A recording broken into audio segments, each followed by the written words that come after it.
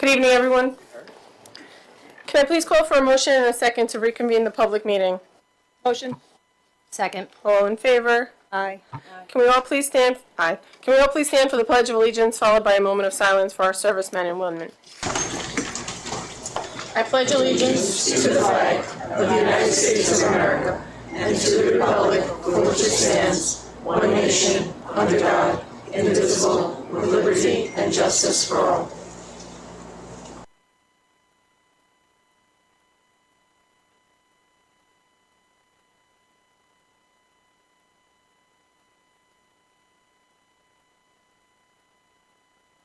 Thank you. Will the district clerk please call the roll?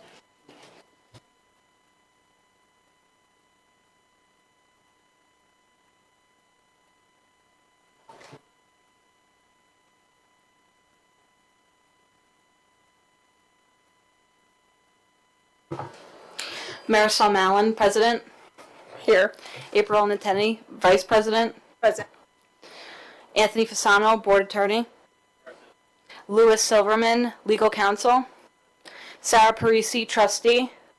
Jacqueline DiLorenzo, Trustee. Present. Melissa Torregrossa, Trustee. Present. Dr. Joseph Senamore, Superintendent. Present. Reza Kolahifer. Yay. Christina Poppy. Present. Rob Hauser. Present. Thank you. And we have Mr. Michael Abraham. And Michael as- Abraham, Student Board Member. Student board member. Sorry. No, all good, thank you. Can I please have a motion and a second to approve the minutes of the August 19, 2025 meeting? Motion. Second. All in favor? Aye. Aye.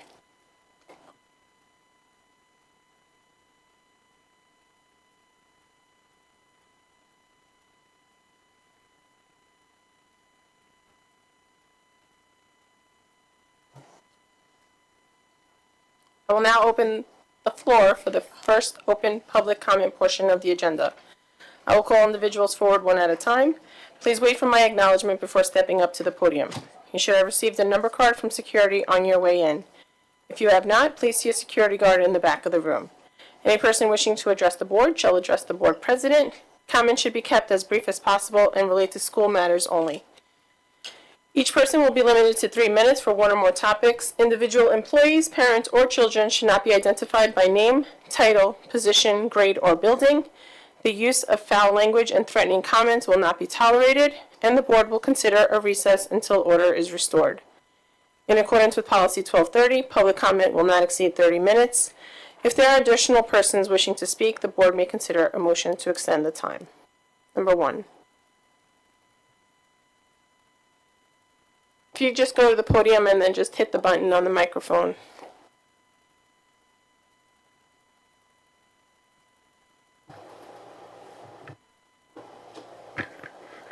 Good evening, everyone.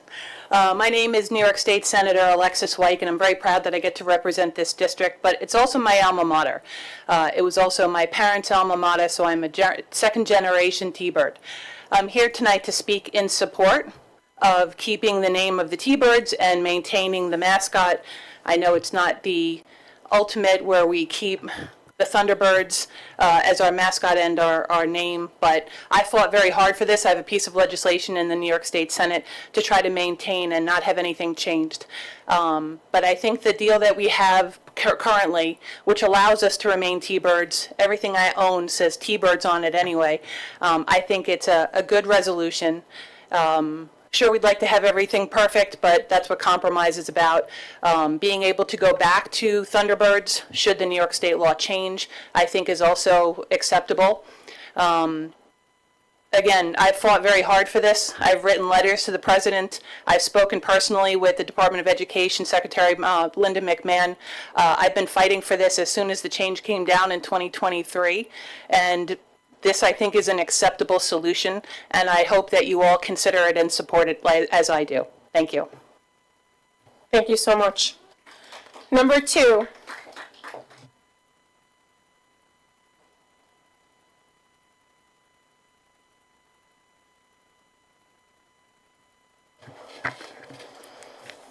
Good evening.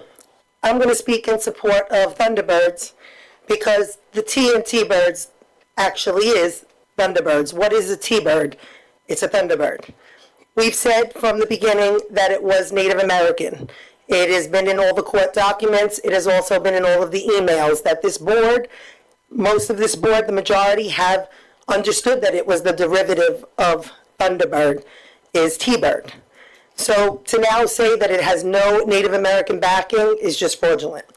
Also, it's very simple. At the last board meeting, Board President Marisol, you did say that Title VI, you said that the court case, the regulation doesn't violate Title VI. But that's not really true because there is none.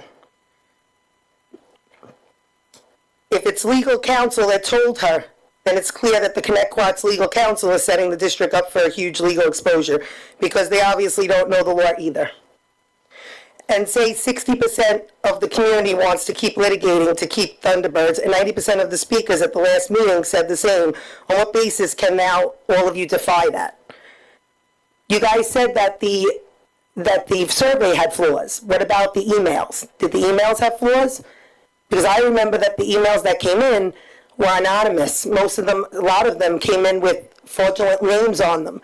I can make 20 different emails as well. So how are you guys making sure that you are checking and balancing and making sure that there aren't the same flaws that you state a survey has? Because they have the same flaws.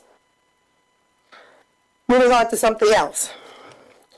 There was an issue at the last board meeting where board members had an issue with another board member, and it's clear to the community, at least to me, I know what goes on in executive, and I find it disgraceful that you guys would go against ADA accommodations. Americans with Disabilities Act states very clearly what you're supposed to do as a board member. Why are you guys going against that? A school board member with a hearing disability is entitled to reasonable accommodations to ensure they can fully participate in their duties and responsibilities. The goal is to provide effective communication and equal access. It's very simple. If you look it up. It'll explain to you guys about policy and procedural modifications, which are clear in the law that flexible seating, positioning a member where they can best hear speakers and interpreting should be done. It shouldn't be 3 or 4 board members ganging up on one over that nonsense. But you guys are a contentious board, right? You guys are doing what's best for the kids, right?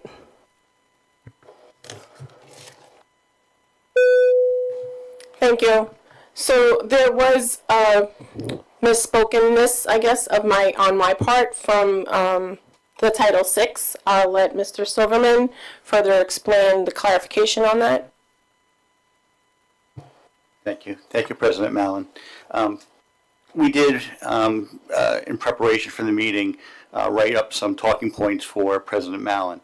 The clarification that we needed to make from what we wrote for Ms. Mallon and what was just asked is that while the court decision has not addressed whether Part 123 violates Title VI, it is our opinion that based on the decisions that there are, that a court would find that Part 123 does not violate Title VI. So with that clarification, I think we can move on from that point. Thank you. And also, there was no violation of anyone's ADA rights that has been discussed and spoken about and settled. Number 3.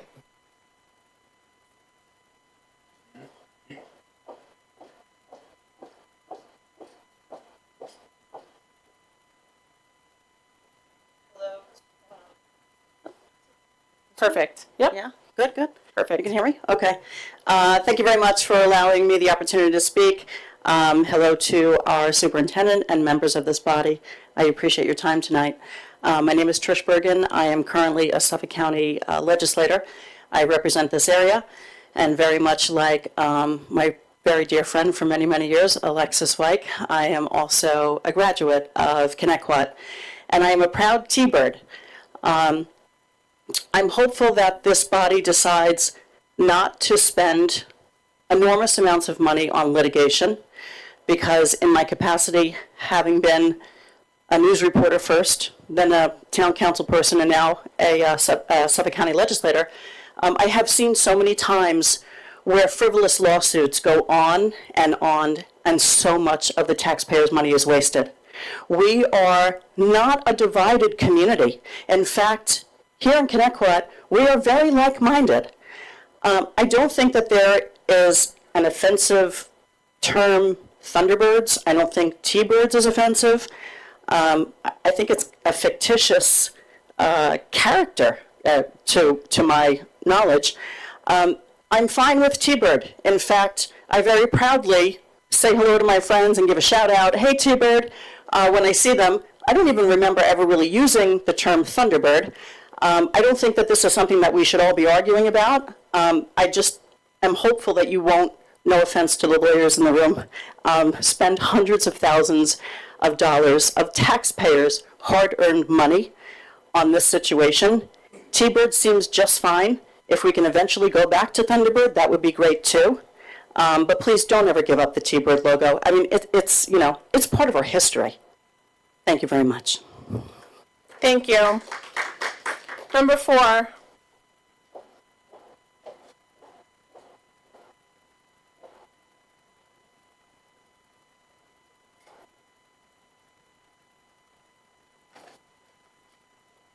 Good evening. Could you explain what our adopted rules of parliamentary procedure, Robert Rules, provide for a consent agenda listing several items to be approved by the board in a single motion? Items may be removed from the consent agenda at the request of any board member. What does that mean? So during the consent agenda, there are numerous items that we can blanket approve all at once, or we can have items pulled for separate votes. Okay, so if there are 12 items, one of them being something that's very favorable and no one would object to, and one that is a bit contentious, like the Thunderbird issue, so what you're saying is when you approve that block, you're also approving the item that is in contention.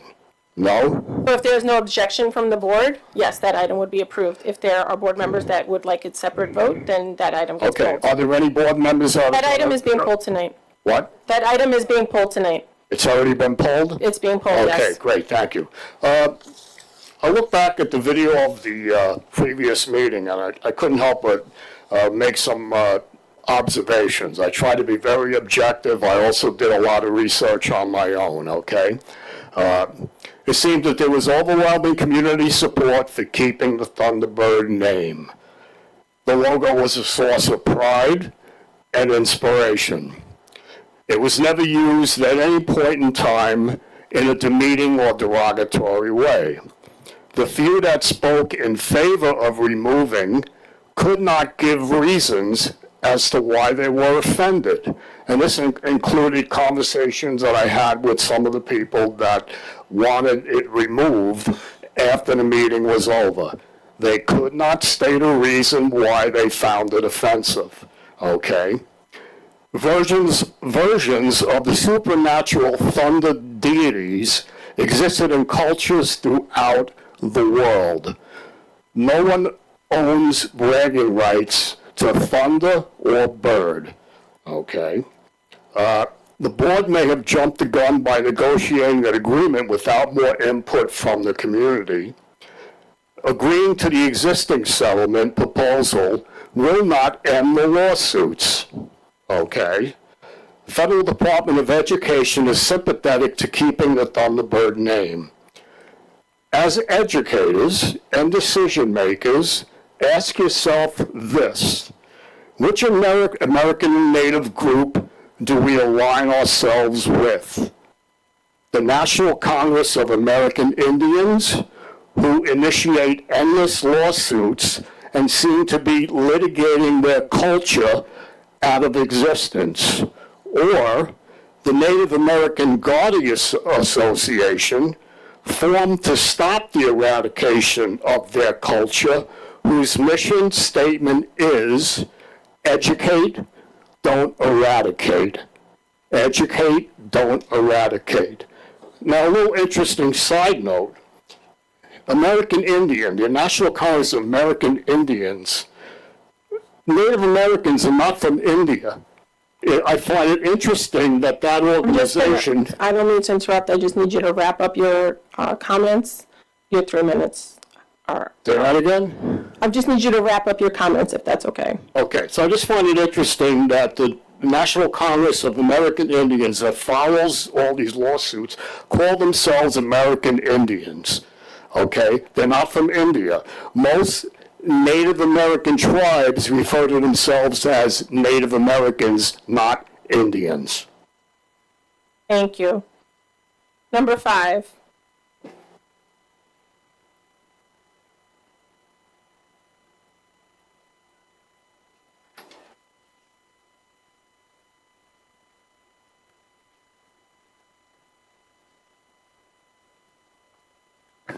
Good evening, everyone.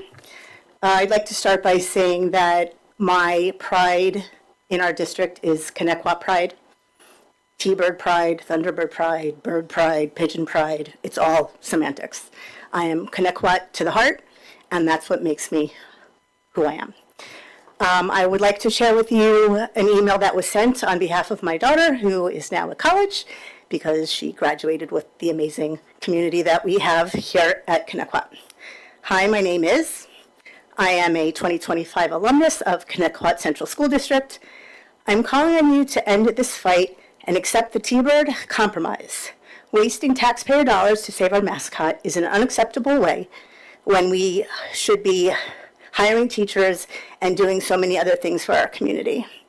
This litigation is wasting time, money, and energy that should be spent on students, not lawyers. Our community is fractured, our focus is diverted, and for what? We are already T-birds. This identity is strong, it is ours, and it is no longer needs to be defended in court. Continuing this battle only hurts the very people that you are elected to serve. Students deserve stability and unity in our schools, and not to be caught in the middle of this endless controversy. I lived through polarizing times at Connecticut High School with the pride flag and so many other things. It is unfair to expect that today's students should carry this as well. This is the moment to lead. Choosing a compromise is not weakness, it is strength. It is putting students first. It is ending a fight that never should have gone this far. Do what is right, do what is responsible, end the litigation, accept the compromise, give our students and alumni peace. With lots of opinions, you know who I'm speaking of. Thank you. Thank you. Number 6.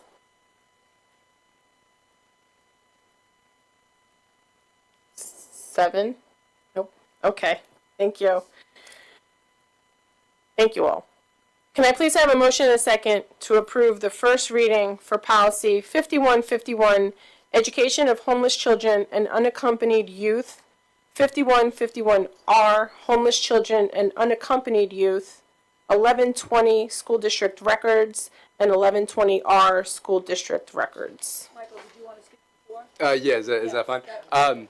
This is not me taking a side either way, but I just wanted to share that today, on the first day of school, I tried to talk to some students about how they felt about a potential change in name.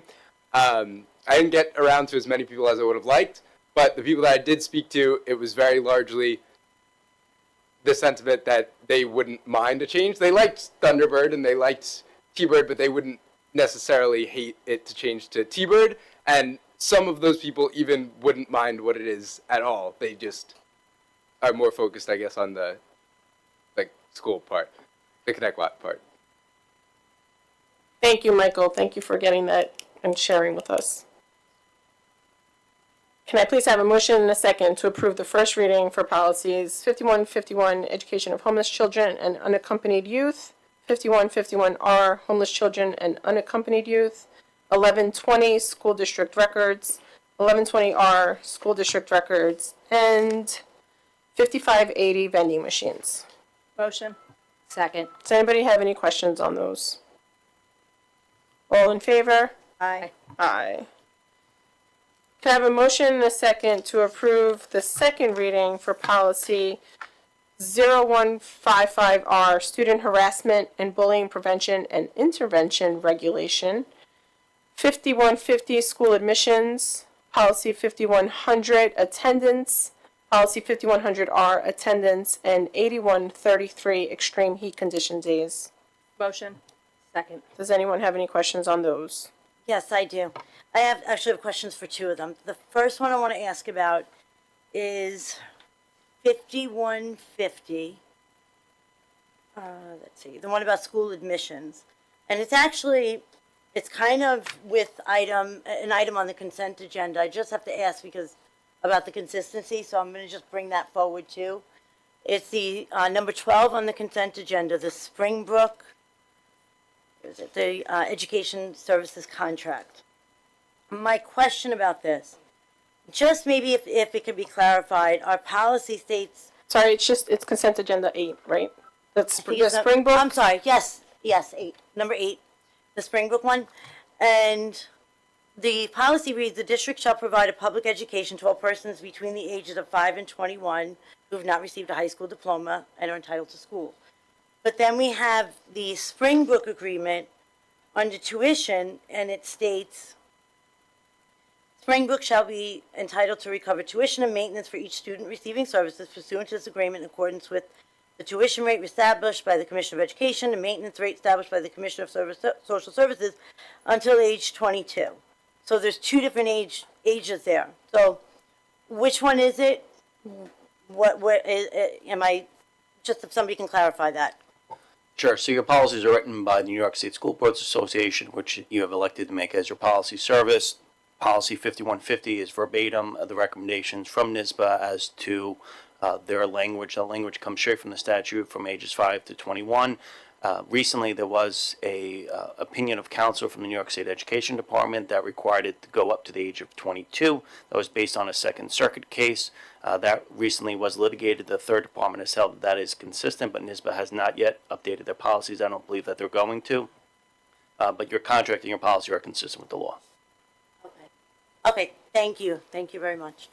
My other question from this particular part of the agenda is on policy, the one on the extreme heat condition days, 8133. 33. Last meeting, we already waived the first reading and it approved it as a second reading. And last time, it actually stated in there, when the temperature of an occupiable educational support service space reaches 82 degrees Fahrenheit, the district must take actions, which is something I know the CTA president wanted in there. We approved it like that, and now it's back on the agenda for a second reading again. So and it went back to May. So what happened there? There was a little clerical error when we approved it at the last meeting, and the policy that was actually on the agenda said May. So we approved the May again. So now we're approving the must today. But it says May. Today? Yeah. Says It May said must again? last time, and it says May today. It said May twice, and then today says must. I'm still seeing May.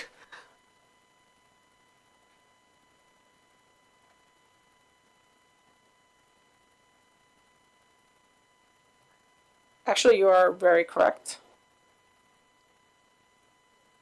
What do we do in this case? We would have to make a motion to adopt it separately and upload the correct policy. Right? Am I right? You just remove it, or you could table it, and then vote on the rest of the motion.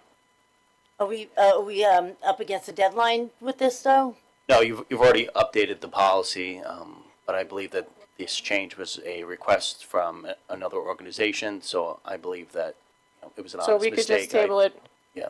Sorry, we could just table it for the next meeting. Is it possible to correct it and upload the correct one right now? If we have a copy of it.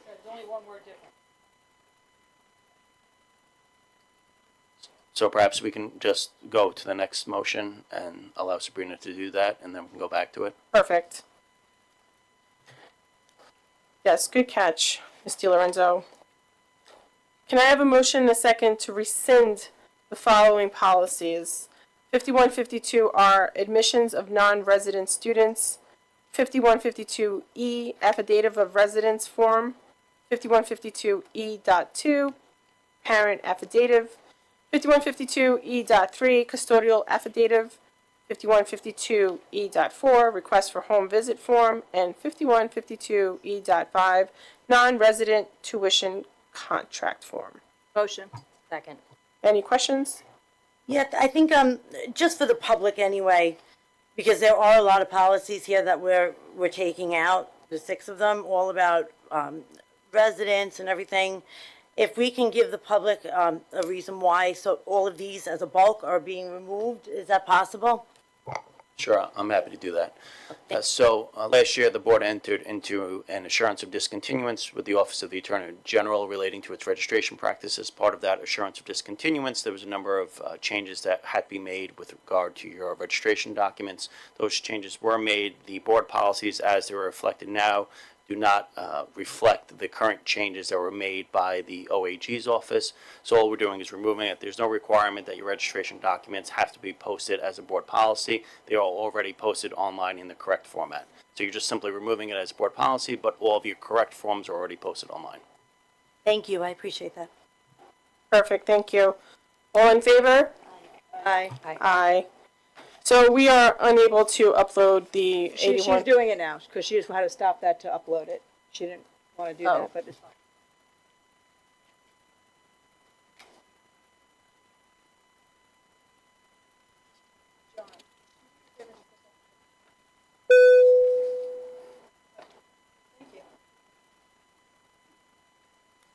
Can I please have a motion and a second to approve the treasurer's report for June 2025, the cash flow report, and the overtime reports from July 1st, 2024 through June 30th, 2025? Motion. Second. Any questions? All in favor? Aye. Aye. Can I call for a motion and a second to approve the instructional and non-instructional personnel items as presented? Motion. Second. Any questions? All in favor? Aye. Aye.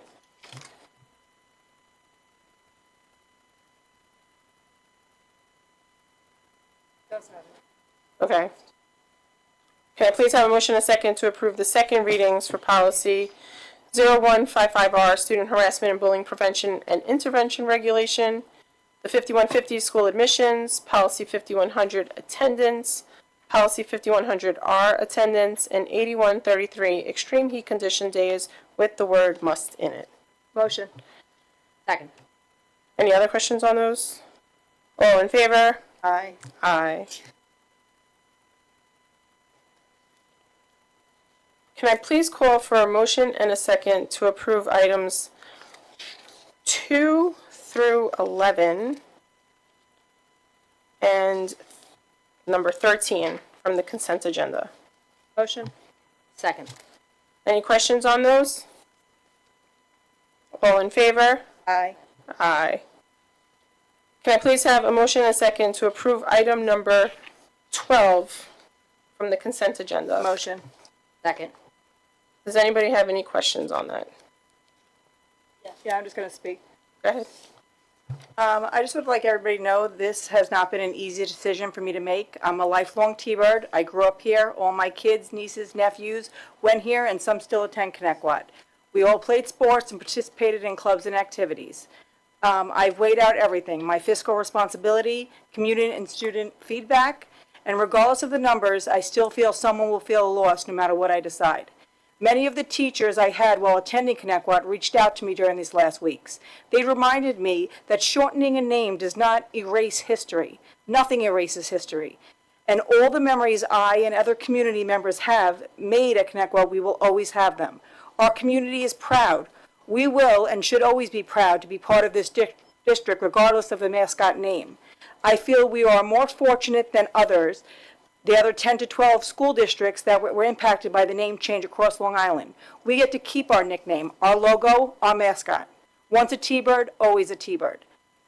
I'm a yes to accept the settlement, but I'm requesting we hold off on any work until last minute to see if Part 123 is overturned. I wouldn't want to see the district use funds that can be used towards education instead of changing a name. Thank you. Thank you, April. Ms. Iantelli, well said. Anybody else?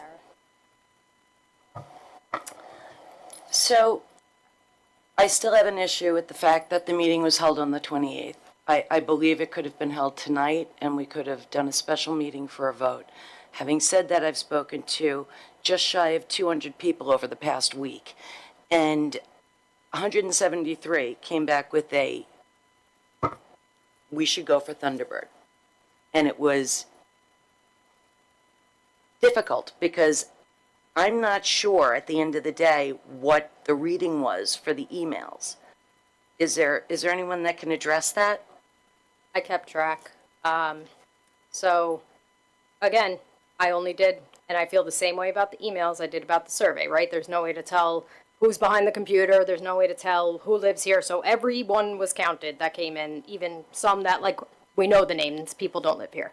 So, of that, I got 13 of them I put as unclear because they used like Thunderbird and didn't say take settlement, keep litigating, Thunderbird, T-Bird interchangeably. 79% of them said to continue litigating, which was 39.9%, and then 106 said to take the settlement, which ended up being 53.5%.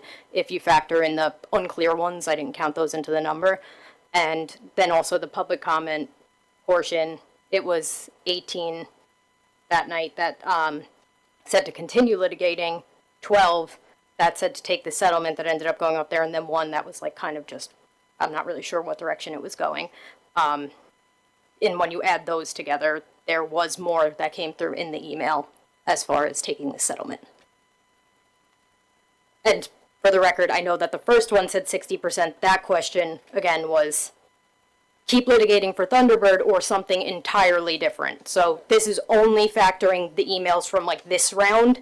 I didn't go backwards because we hadn't made it clear at that point that this was an option. And I will share this with everybody's, like I have no issue sharing what I have so you can check. So I want to say to the public, I've had a couple of emails critiquing things that I've said at the last meeting. I want to clarify it. I do believe that it's, personally, and I've said this, that it's not necessarily the fight you can win, it's the fight that should be fought. Having said that, I reiterate, I represent the majority of this community. And doing my own homework, also including what Melissa did, you guys will hear my vote. And I really stand by it. I've also done some homework on how they came about opposing the mascot. And it was experimental at best. And at the end of all of this, it said 80% of the students that were asked if they were offended, Native American children, were asked, and kids were asked if they were offended by this mascot. The answer was categorically no. Okay. I believe that we can do the right thing if we do continue to fight for this. Do the right thing and incorporate learning about specific to Connecticut, about who lived on this land and who still lives on this land. Not just a kind of stage production of learning about Native Americans in 4th or 5th grade. I think it should be something that we could really take to heart and incorporate within the curriculum. That's where I stand on this. I have to say, Sarah, I agree with you about incorporating it. I agree with a lot of what you were saying. I also did keep track, and I know a lot of things are left up to interpretation. I had more of an even split with these latest emails. I did not count the people that emailed twice, or the people that emailed, say, under a maiden name and then a married name. It's the same person. So I didn't count those. I counted that as one person, but nevertheless, I put them in there where they belong. I had more of a 95 to does not support the settlement to a 92 supports the settlement. But that's, again, it's tough because, yeah, it's how we're interpreting how people speak, what they write. But the thing is, even still, that's pretty close to even, number one. Number two, you have to still factor in the previous surveys, flaws and all. and the trend that these surveys have provided, that it's always been between 60 and 70%. And we cannot discount what was said at the meeting on Thursday, that it was overwhelmingly in support of the Thunderbird. So my interpretation as somebody who represents the district, the taxpayers, the students, and the staff, much of our staff lives in Connecticut. Many of them graduated Connecticut. They're all T-Birds, Thunderbirds. I am speaking in support of them, and that in my interpretation, there is a clear majority that wants us to keep litigating. Now, that is my community perspective, and also as a board member. But when I look at the other side of this, the legal part of this, and I'm not a lawyer, but I have tremendous concerns with the Title VI violations. I have concerns also with the fact that within the agreement, which is on the agenda, anybody could see it, it states that we are now claiming, let me go back a little. First, we had stated to the courts that T-Bird, Thunderbird, it was all the same thing. We were told you could not use T-Bird or any derivative of Thunderbird because it all is Native American. You cannot use it. Now they go back, and we confirmed that as a board. For us to now go back and sign something that is the complete opposite and saying, oh, no, T-Bird is not Native American.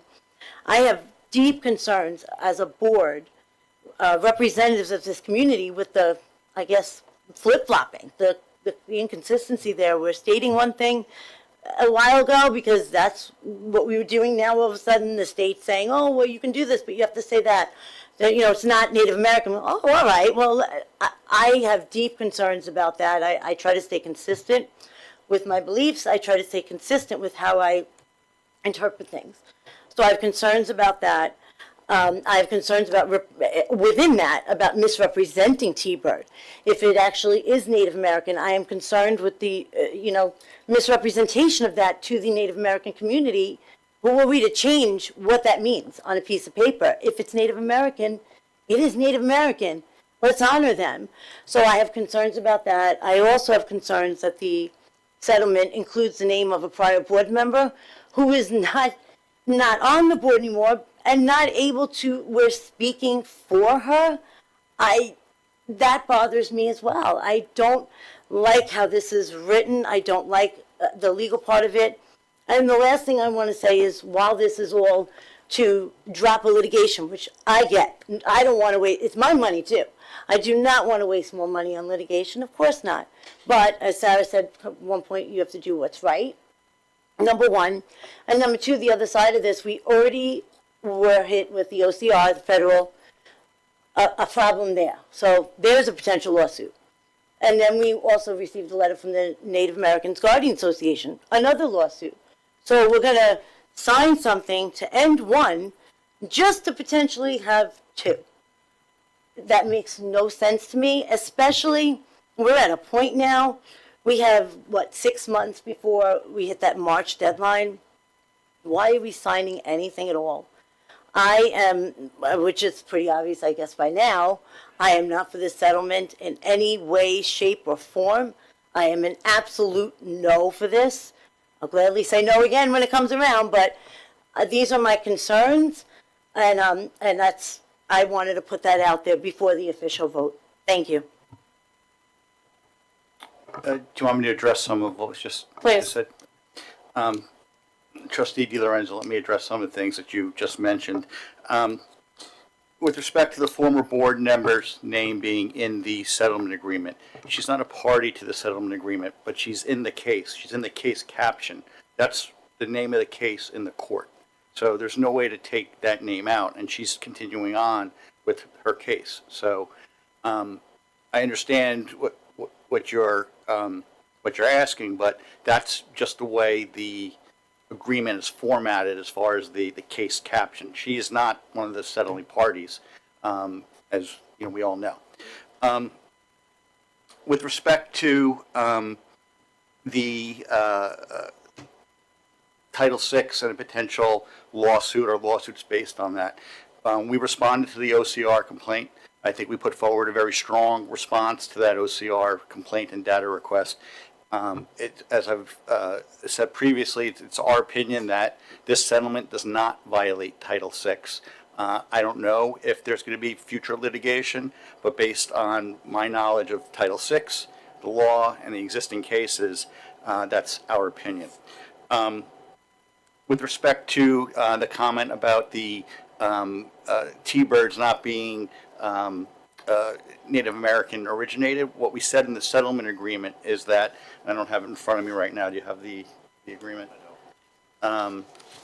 Basically what it says is that to our knowledge and information, it was never associated with Native American imagery. So while I see your question about it being a flip-flop, it's a result of a negotiation and a compromise between the state and the district. I just wanted to respond to some of those comments. Thank you, and I appreciate that. I always appreciate the legal side. But with all due respect, and I really mean this, an opinion that we wouldn't be violating is exactly that. It is an opinion. We would only have to see, when it gets there, what's going to happen with that. And as far as what was the last thing that you had just mentioned? Yes, even if you want to say, now we're saying, it's still, the fact of the matter is, we stated at one point that T-bird is Native American, whether you want to turn around and say now it's not just so that we can accept a settlement and change our stance, and I get exactly what you're saying. Personally, I don't agree with that. So thank you again. I appreciate everything you're saying. I am still an absolute no. Just one more thing. I would be exceedingly happy to see the dancing bird go. I think that the Thunderbird is representative of really what we want our children to do, which is soar. It's got several different meanings, but the Thunderbird is very important. Having said that, again, I represent the majority of the community. I can only go by who I asked. And I'm sorry, I'm going to just add one more thing, just to clarify in case there's any confusion. I absolutely, if we went through this, we went all the way to March without signing this settlement agreement, and it turned out that we can keep T-bird, that would be the thing to keep. I absolutely agree. That is the next best thing because it means Thunderbird. And in the end, whatever happens with the settlement, when people say years from now, oh, T-bird, what does the T stand for? It stands for Thunderbird.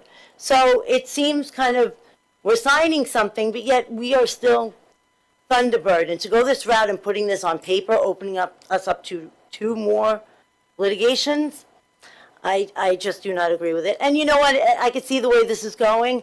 I actually hope I'm wrong. I'm hoping that it doesn't come to that. I don't want to waste taxpayer money, but I have to do, in my opinion, what's right for the community and stand up for the people where the majority have clearly spoken out.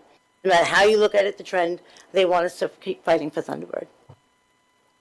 I want to reiterate a point I said earlier, too, is like my understanding was we can say that T-bird stands for anything.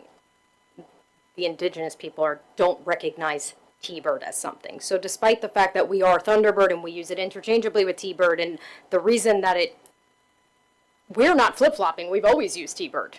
Like, we have consistently used it. Technically, we're not the governing body that's flip-flopping on the decision. We've always said the same thing. Now, we could say we equate the water bottle with the Thunderbird, right? It doesn't mean that's what they recognize. And we had a community member speak at the last meeting who is a member of this, Native American community, who said, I'm happy with a compromise. I just don't want that word. And again, I will share with you what I have. It wasn't a massive percentage, I'll agree with you there. It was close through the emails, but I also removed any duplicates. I got rid of people I know tried to send from 2 emails using a maiden name and their married name, like I'm on to you, like I did that.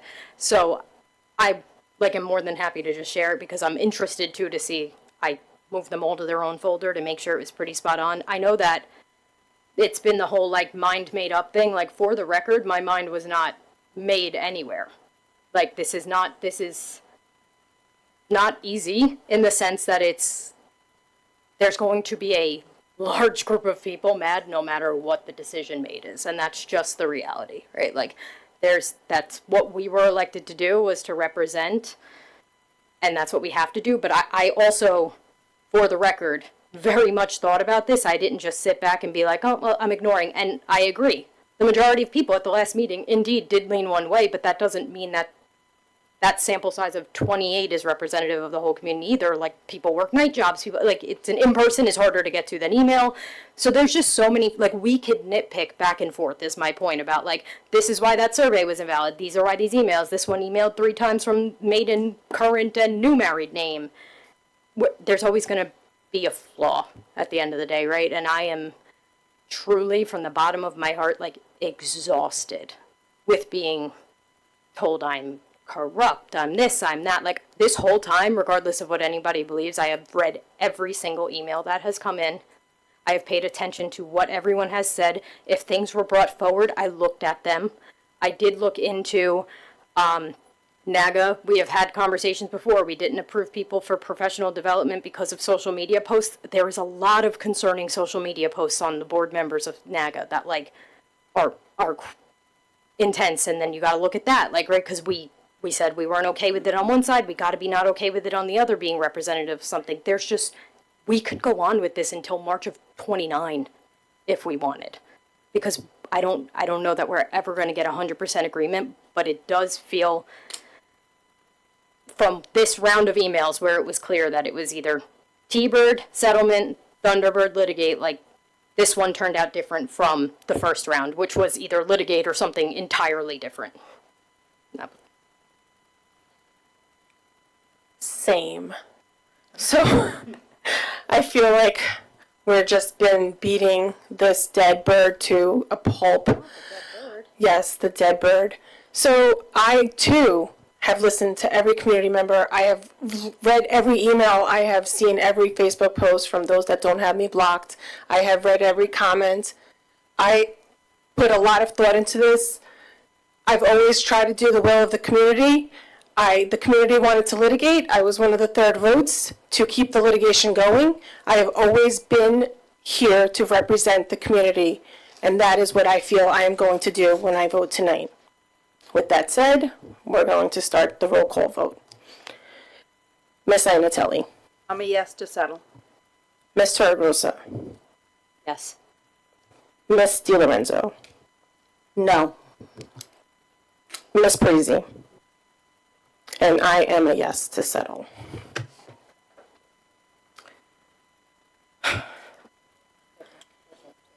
Can I call for a motion and a second to approve item number 14 from the consent agenda? Motion. Second. Any questions? This is the...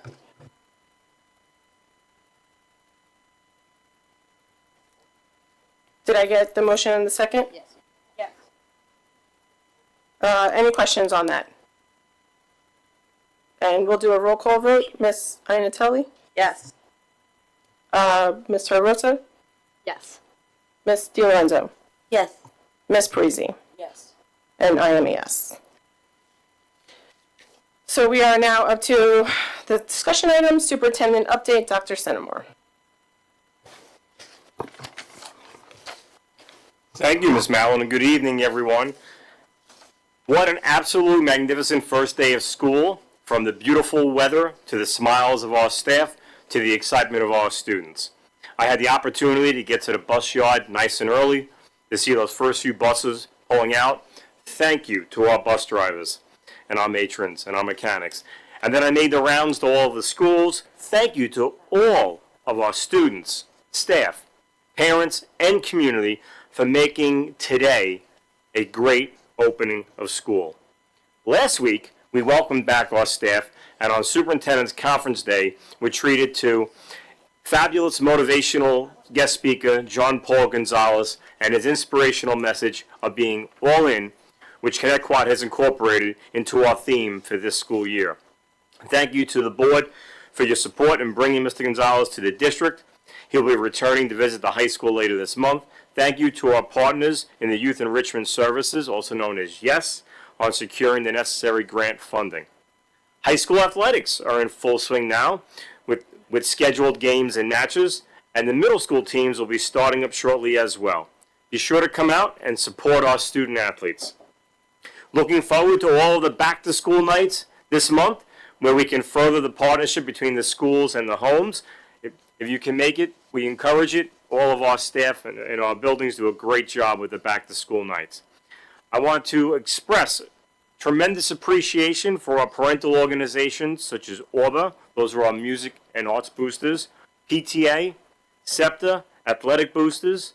You are encouraged to learn all about them and consider joining. Many of them have meetings coming up. I know ORBA has a meeting tomorrow night, and all of our other PTAs in all the buildings, SEPTA, whether they have meetings in person or virtual.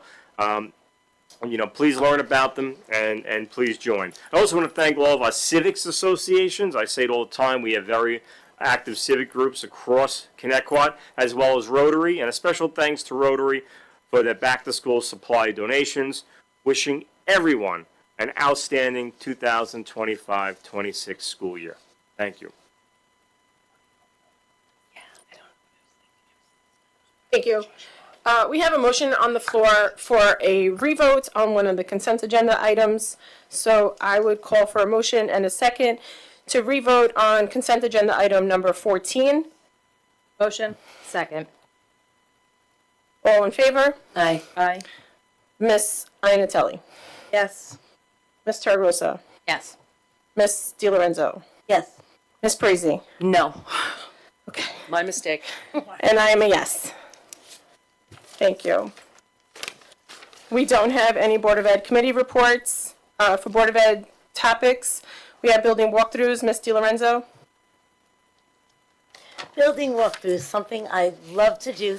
Thank you, Mr. Allen, for taking us. I know you went a number of times with different board members, and I just have to say to our buildings and grounds, these people that are there all summer long while, kids are home, everybody's home, they're there working nonstop to make those buildings beautiful and shiny. The playgrounds look great. And one of the things that I have to share that I see, because of course, you go to open house, you're going to see it. They do a wonderful, fantastic job. But one of the things that I see when I'm on these walkthroughs is that, my house, I take care of my house. I'm proud of my home. I live there. My children are there. That pride, I'm going to be really corny. Mr. Allen, you have that pride. It's like the pride that they take, him and Brandon, in these buildings, it is their home. They don't just simply, fix a wall, get a new playground. They care. And, that is like, to me, that is half of the job of making sure these buildings are ready for our children and our staff, is the care that they put into this. And I know they did a number of walkthroughs, repeated themselves however many times for whoever was there, willing to answer any question, even if it was asked a million times. So I want to thank you, and please relay that to him. Thank you so much, and I'm very proud of that pride comes through, and the care, because it does. It comes through in our building. So thank you. Great job. I totally appreciated that. I will echo every single word said. The pride, that's a great term, is evident, and the buildings look amazing, and you guys do a great job. I agree 110%. Same, and also to the teachers. So we got to go into a few classrooms too, and I said it more than once, just like the attention to detail, especially in like some of those kindergarten classrooms and stuff I would never even think about that would be like so helpful to have in a classroom. It was exciting. Like I was like excited while we were walking through, and any question you ask John or Brandon about anything, there is no like, I'll get back to you, they know the answer in the moment, down to like when the exact date and time stamp the roof was last done. Like it's insane. And again, echoing everything that Jackie said, our buildings and grounds are custodial. The work doesn't go unnoticed, especially during those walkthroughs. It's phenomenal. Thank you. District calendar, Ms. DiLorenzo. Yes, I just wanted to ask, and I'm going to kind of add the website, a question about the website too to this, just because it's sort of, it's all on the website. But first, the calendar. and I know this is an issue, a parent had emailed and I saw a question about this printing it, and when I have to say, and nothing to anybody, when I went to go look at it today at how it prints and that list, so I just think, and I know this is something that we're working on, but maybe just to put it out there in Connecticut land that what we're doing to make sure the calendar does become printable, so it's easy for parents to do so. And even I think in the past we've had it where if somebody doesn't want to print it, we can print it here at central office, and somebody can come pick it up to make it definitely look like a calendar, not just a list of events. So what are we doing to fix that? And then I have a few other questions. Absolutely. So our new website is hosted by Smart Sites. They are currently working on the technical issue.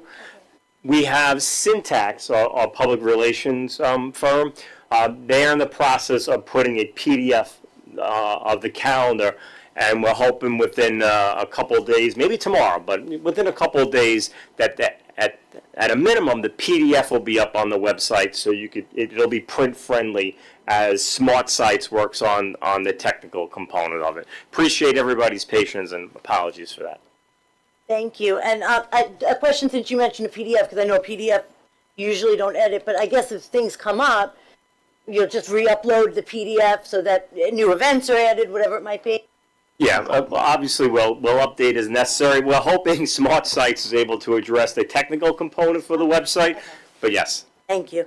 The other one thing that I wanted to share about the calendars, which is, it'll wind up being on the print version, but I did notice all the school calendars, and I really only looked at September because, well, we're in September, the back-to-school nights, while they're all, this is just an example, on the individual schools, the 10 buildings, the main calendar had, I think, just Slocum, I think only one school. So I just wanted to bring it up that maybe the main calendar is synced with the school calendars. And I did not check the other months, I will admit, but I did notice for September, not everything that was in September in the school ones was on the main one.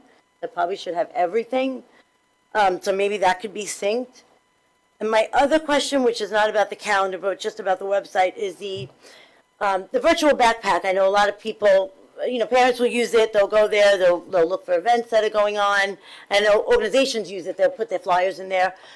And I could not, maybe it was just me, I could not find it on the website unless I did it in a search.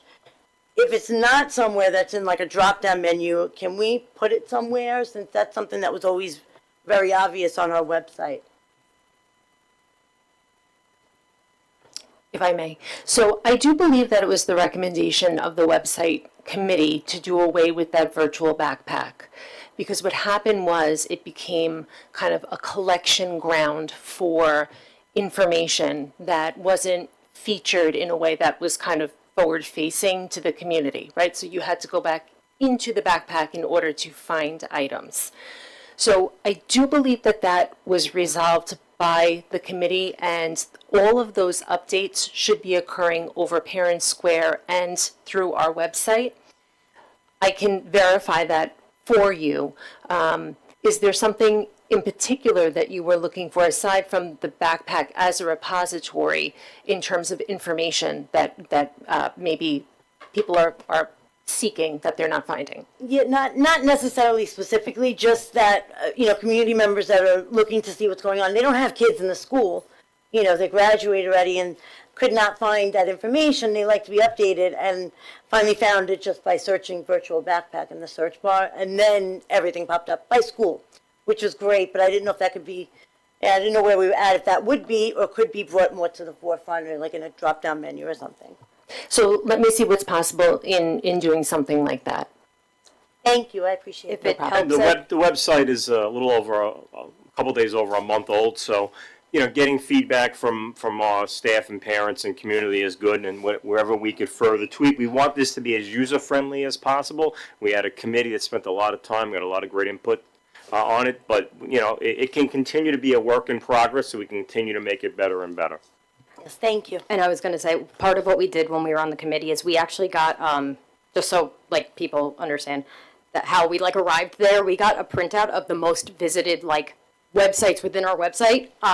We actually got the traffic numbers, what was being searched, what wasn't.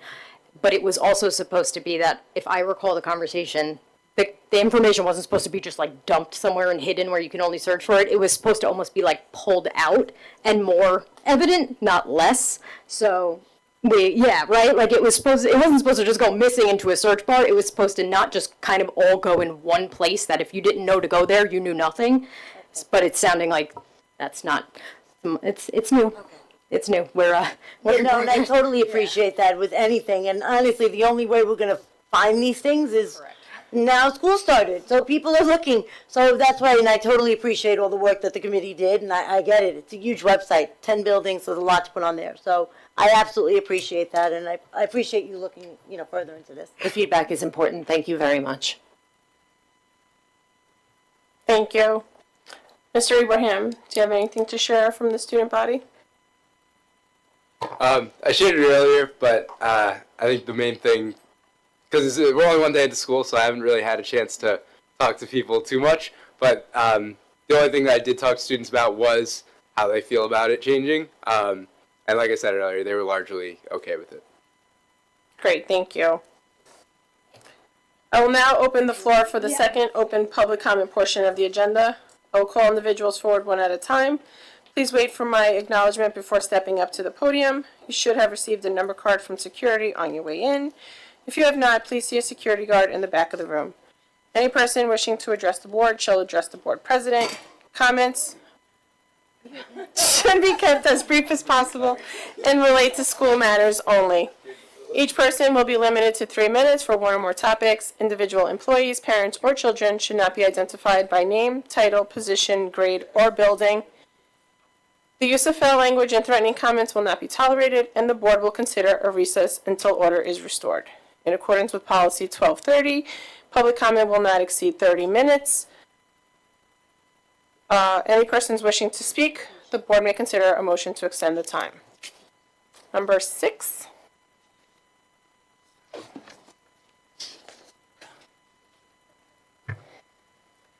All right, so there was lying at the last public meeting. The legal team misspoke.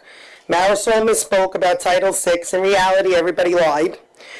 Your own lawyers clearly don't know the law again. And now, based on bad and false legal advice, you're moving ahead with a clear Title VI violation. Here's the bigger issue. The lawyer is not just lying again, but I'm explicitly named and referenced in this agreement. Explicitly. That's not an opinion, that's explicit. And that's from other lawyers. It explicitly says, I am an interested party in this. That is if any of you actually read what you just agreed to. Because I do know that many of you don't read. I appreciate that you two do. But apparently 3 of them don't. Also, is T-Bird's name derived from indigenous people? Does it have indigenous roots? Or are you guys eradicating an indigenous name, Thunderbirds, in favor of a non-indigenous name in T-Birds? Which is it? Because you can't have it both ways.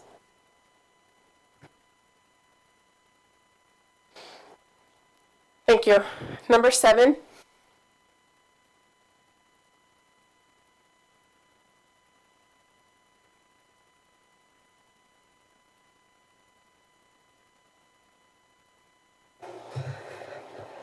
I like reading.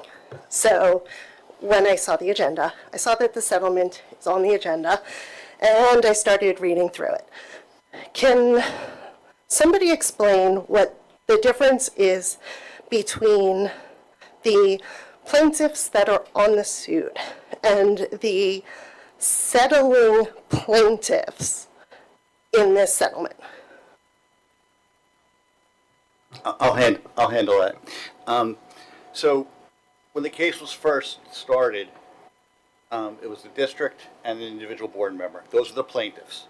When you do a normal settlement agreement, it says plaintiffs agree to dismiss the case, and it goes through all the terms.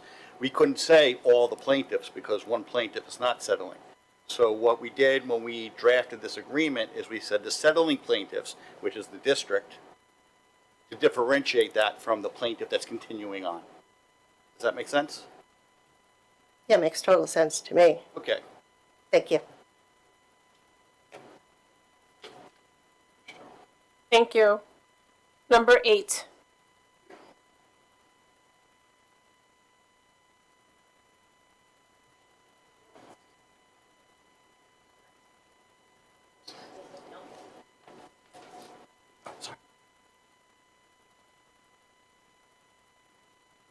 Just the button on the right, on the bottom. Alrighty. Just a question, and I'm not an attorney, but aren't you supposed to petition the court to have a name removed off of, So she's not being removed off of the case. The case is still going forward. The caption, unless, when we're out of the case, it'll be up to those parties that are left, the state and the one continuing plaintiff, to change the caption if they want. so the settlement that is now in agreement still has her name on it? Because that's the name of the case.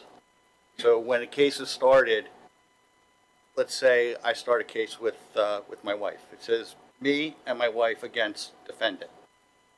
This case started district and individual board member against state and the regents and everybody else. So that's in the court records, that's the name of the case. So that person doesn't get like a say in the settlement? So you can name anybody in the settlement, No, pretty much? It's just what was in the case to begin with. You couldn't add somebody new. Okay, interesting. Thanks. Number 9.